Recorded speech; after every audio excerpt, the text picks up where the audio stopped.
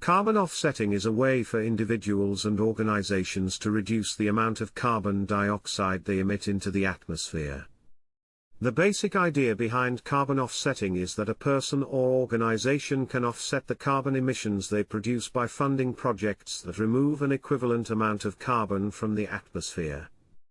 Here is how carbon offsetting works. Measurement. The first step is to measure the amount of carbon emissions produced by an individual or organization.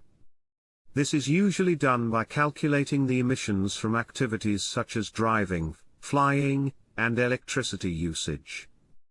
Offsetting. Once the emissions have been measured, the person or organization can purchase carbon offset credits from a carbon offset provider.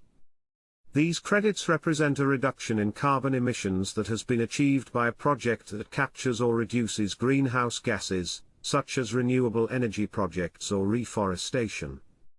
Retirement of credits. Carbon offset credits are typically retired, meaning they can no longer be used by another entity.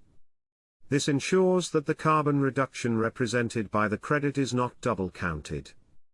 Verification and certification. Carbon offset projects must be verified and certified by a third-party organization to ensure that the emissions reductions are real, additional and permanent.